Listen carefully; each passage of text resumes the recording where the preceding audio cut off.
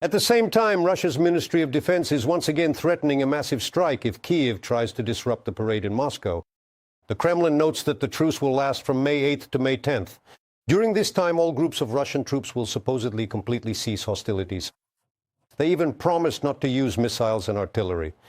And Kiev has given its response. In his address, President Volodymyr Zelensky reminded that Ukraine has repeatedly offered Russia a ceasefire, but instead there were only strikes and new threats.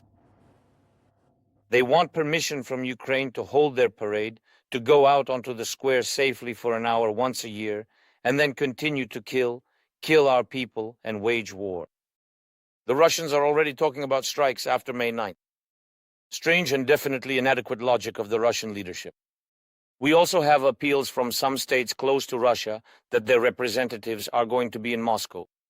A strange desire in these days. We do not recommend it. This year's parade in Russia could be the most modest in decades. Foreign guests, by the way, are expected to be few. The Belarusian dictator, the president of Laos, and the supreme ruler of Malaysia will come to Moscow for the victory frenzy, while Slovak Prime Minister Robert Fico only plans to meet with Putin. The Immortal Regiment March will only take place in an online format. Moscow is currently under heavy guard. Preparations for the May 9th parade are more like a military special operation: drone protection, a limited circle of attendees, and unprecedented security measures. An internal analytical document from European intelligence has fallen into the hands of CNN and Financial Times journalists. According to it, the Russian dictator is becoming increasingly isolated from the world, not leaving his working bunker for weeks and trusting even his inner circle less and less. How is Putin's paranoia growing, and what does he fear most? Watch the report by our international correspondent Svitlana Chernetska.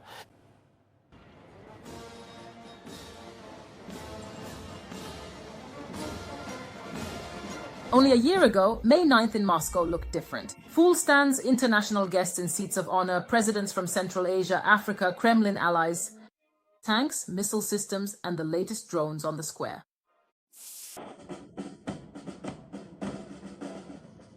But in the 5th year of the war, the Kremlin has to change the format. There won't even be a single deputy in the stands. Putin's so-called foreign friends are also in no hurry to attend the parade.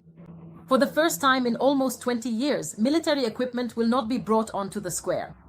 A rehearsal of the flyover of MiG-29 and Su-30 fighters was held, but due to the drone threat, the air show is in question. Who knows? Who knows what to expect? Naturally, I have a fear of attending the parade because it'll be a mass gathering and anything could happen. And again, I'm afraid of being in the wrong place at the wrong time. I still want to live a bit longer. Just look at how Russia is preparing for May 9th. Dog handlers, checks along the Moscow River, control of bridges and entrances to the center. On the streets, mobile machine gun groups and anti-aircraft units. On the roofs of admin buildings and near government sites, snipers and anti-drone teams. Analysts studying satellite imagery and open sources report the deployment of a multi-layered air defense system. Moscow is covered by several air defense rings at once. About 20 S-400 complexes. They protect at high altitudes, specifically against ballistic missiles. Another 100 or so Pantsir and Tor systems to intercept drones and cruise missiles. In Moscow itself, mobile internet and GPS signals are being jammed. Actually, holding this parade in such a format with this media coverage, well, it can hardly be called a victory anymore, especially since parades are being cancelled en masse in other Russian cities. So there's this paranoid atmosphere everywhere in this regard. So it's no longer a demonstration of greatness. They didn't hold these parades just to, honor the past, but it's part of the victory mania cult. Like, we can repeat it to Berlin and so on. Well, now it doesn't really add up.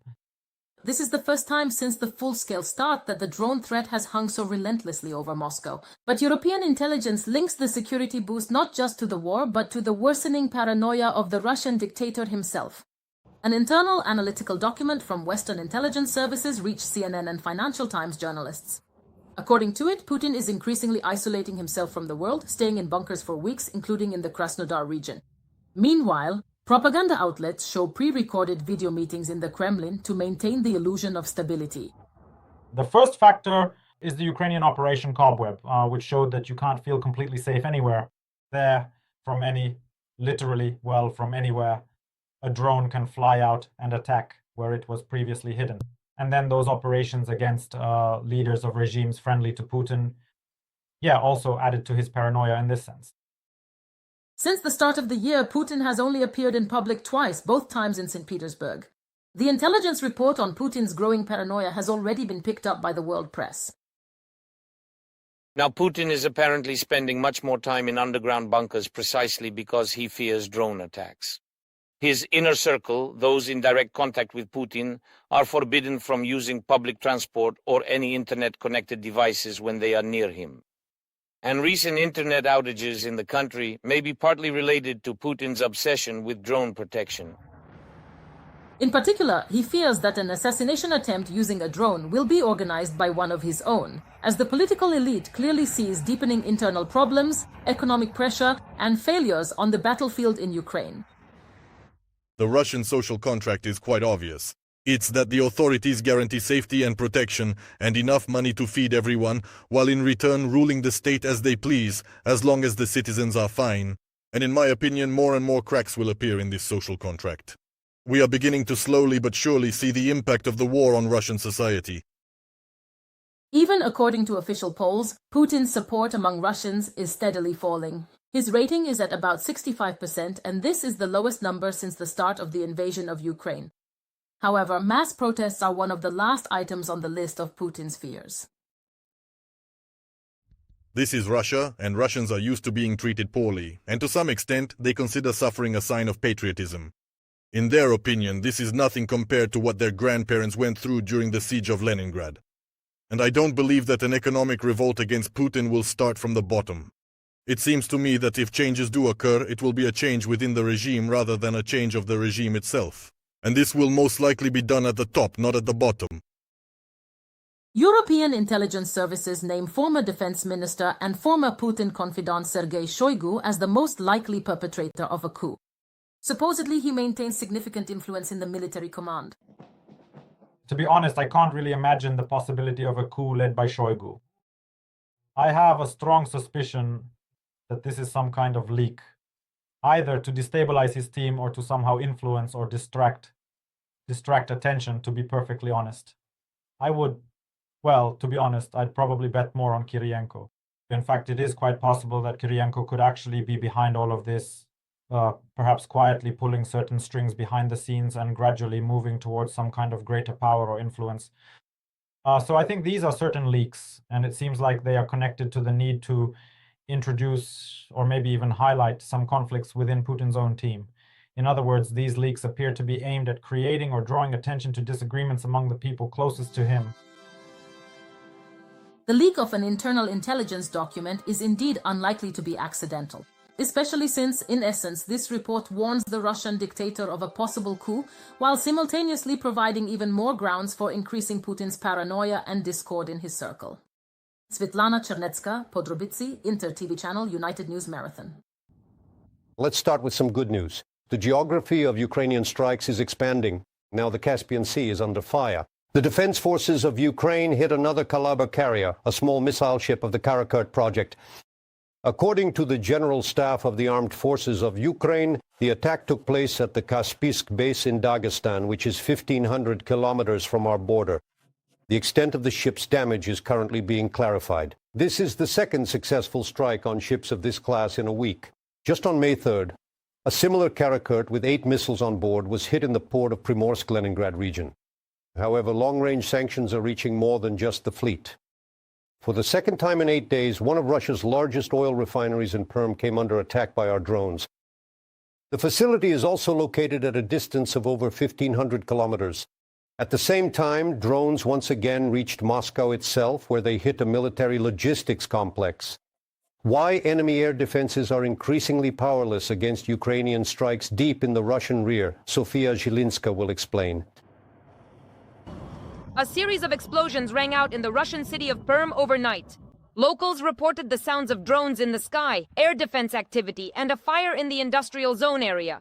According to OSINT analysts, the Lukoil Permnefteorg Zintez oil refinery was hit for the second time in a week. A drone, damn it. The governor of the Perm region confirmed an attack on one of the industrial sites, but did not name the facility. Meanwhile, Russian social media reports that several drones reached the refinery area specifically. According to preliminary information, the strike hit the facility's tank farm. After a series of explosions on the perm production and dispatch station line connected to the plant, the situation became critical. Look at the speed everyone is hauling ass out of perm. On bikes too, look. At a nearby refinery, staff urgently began releasing pressure in the system to avoid large-scale explosions and the destruction of processing units. Eyewitnesses posted footage of thick smoke over the industrial zone. An air raid alert was declared in the city due to the drone threat, and the local airport was temporarily closed. This is just some kind of, drone harassment, really. Lukoil Permnefteyorg's Intez is one of Russia's largest oil refineries. Its capacity is nearly 13 million tons of oil per year. The facility provides fuel for both the civilian sector and the needs of the Russian army. The plant is located more than 1,500 kilometers from the Ukrainian border. President Volodymyr Zelensky effectively confirmed Ukraine's involvement in the strikes on Russian oil infrastructure. According to him, Ukraine is responding with long-range sanctions to Russia's daily acts against Ukrainian cities. Today, Ukrainian long-range sanctions are in Perm again. That is over 1,500 kilometers from our border. Recently, there were also important results in Chelyabinsk, up to 1,800 kilometers away, and also in Yekaterinburg, nearly 2,000 kilometers away. The consequences of Ukrainian long-range capabilities were also felt in Novorossiysk, Krymsk, Tuapse, and the Samara and Nizhny Novgorod regions. We have repeatedly proposed to the Russian leadership to move toward peace.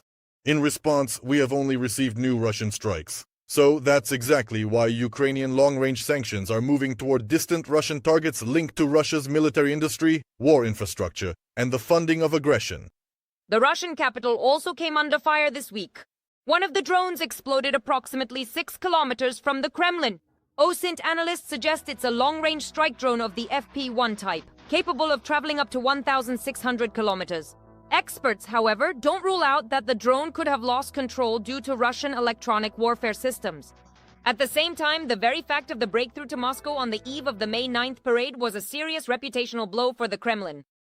Russia isn't seriously considering a ceasefire, and the only thing that continues to worry the Russian leadership is the short-term silence on Red Square. Russia continues to kill people and, quite inappropriately, only worries about a few hours of silence in one part of Moscow. Ukraine will act justly day by day. We proposed a silence at midnight on May 6th. Yesterday and today, this regime is being violated by Russia. Explosions were also heard in the Moscow region tonight. In Narofominsk, drones attacked the Nara military logistics complex, which belongs to the Russian Ministry of Defense. This is a large-scale facility covering about 200 hectares used for the storage and distribution of military cargo. The Russian authorities traditionally claim the successful operation of their air defenses. According to the Russian Ministry of Defense, 347 drones were allegedly shot down overnight over various regions of the country. At the same time, local social media report explosions in Tula, Sochi, Rzhev, and the Bryansk region. Sofia Zelinska, Podrobici, Inter TV Channel, United News Marathon.